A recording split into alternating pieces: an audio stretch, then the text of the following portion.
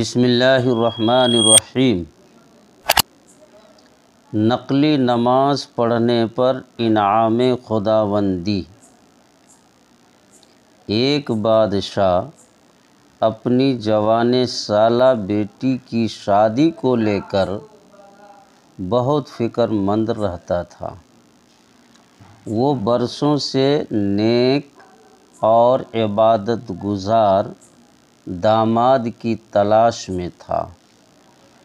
ایک دن اس نے وزیر کو بلایا اور کہا، کسی طرح میری بیٹی کے لیے میری رعایا میں سے عبادت گزار انسان کو تلاش کر کے سامنے پیش کرو۔ وزیر نے اپنی فوج کو شہر کی جامع مسجد کے ارد گرد متعین کر دیا اور کہا، چھپ کر دیکھتے رہو، جو دشمن آدھی رات مسجد میں داخل ہوگا اسے نکلنے مت دینا جب تک میں نہ آ جاؤں۔ عین اسی وقت ایک چور چوری کرنے کے ارادے سے گھر سے نکلا اور دل ہی دل میں سوچا، کیوں نہ آج شہر کی جامع مسجد میں جا کر چوری کی جائے، وہاں مسجد کا قیمتی سامان چورایا جائے۔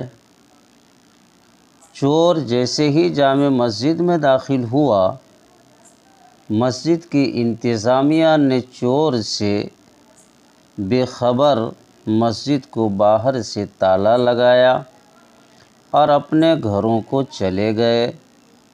فوجی دستوں نے وزیر کو اطلاع دی کہ لگتا ہے کوئی عبادت گزار آیا ہے، مگر مسجد کو تالا لگ چکا۔ اب صبح کی اذان پر ہی مسجد کھلے گی تو پتہ چلے گا کون ہے۔ وزیر جلدی سے پہنچا اور صبح کی اذان کا انتظار کرنے لگا تاکہ اندر موجود نیک انسان کو بادشاہ کے سامنے حاضر کیا جا سکے۔ جیسے ہی مسجد کھلی، وزیر دستے سمیت اندر داخل ہوا۔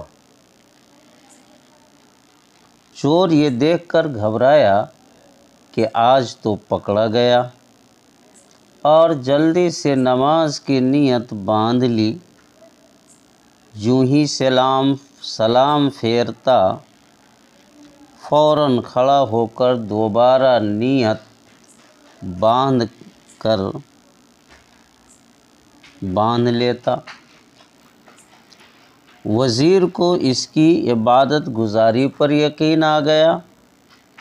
اب کی بار یوں ہی سلام پھیرا، فوجی دستے نے اس چور کو پکڑا اور بادشاہ کے سامنے پیش کیا۔ وزیر نے کہا، بادشاہ سلامت، یہ ہے آپ کا مطلوبہ شخص، اسے مسجد سے گرفتار کیا ہے۔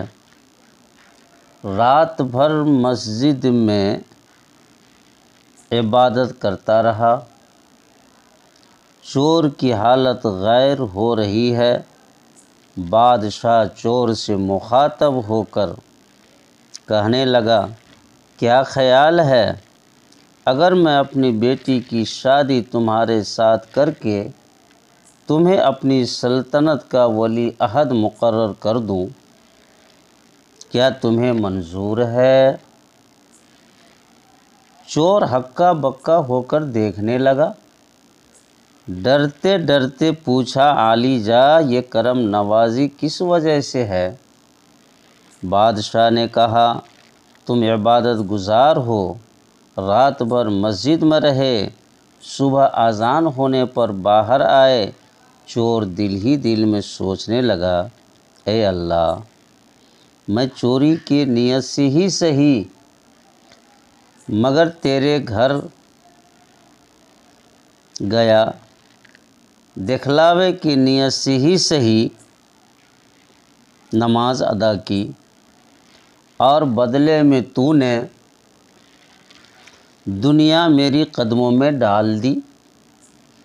اگر میں سچ مچ عبادت گزار ہوتا اور راتوں کو تہجد پڑھا کرتا تو پھر تیرا انعام کیا ہوتا؟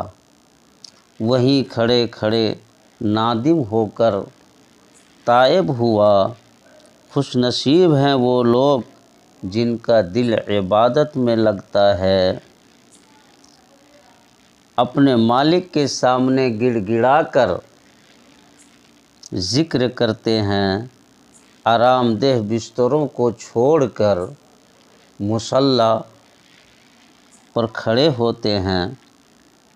اللہ ہم سب کو سچا پکا عبادت گزار بنا دے۔